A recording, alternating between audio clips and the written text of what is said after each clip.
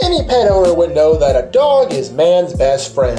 That is, unless they haven't been vaccinated, get bit by a bat, and then become a rabid, raging animal. If you really think about it, Cujo is probably the scariest thing that Stephen King has ever wrote. Why? Because it could really happen. Think about it. A big dog like a St. Bernard getting rabid and letting loose on the populace, that could cause a lot of problems.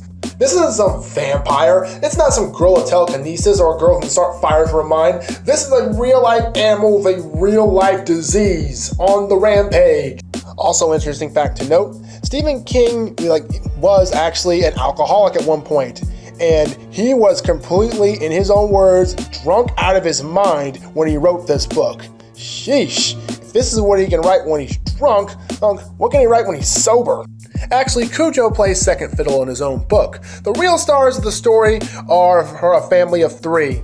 The mom and the dad are having issues because, well, the wife is sleeping around on him. Jeez, an infidelitous marriage in a Stephen King novel. Go f***ing figure. The son, Tad, has a fear of monsters and a tension to wet the bed. So it doesn't help when the family car gets broken down on the local farm and there's a rabid monster St. Bernard running around. That won't traumatize the little kid at all. Add to the fact that it's about 90 degrees outside, there's no air conditioning in the car, and you are practically trapped out there.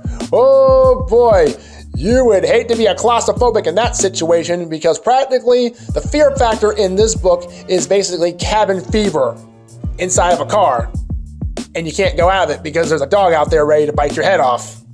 Now, if you're a book to movie person, there's one big difference here.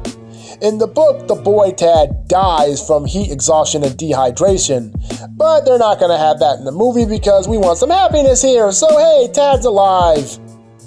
Despite the realness of the story, I'm not exactly a fan of Cujo.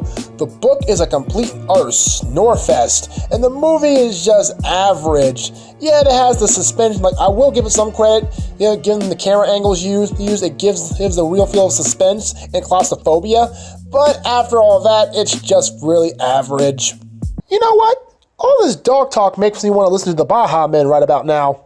Who let the dogs out? Who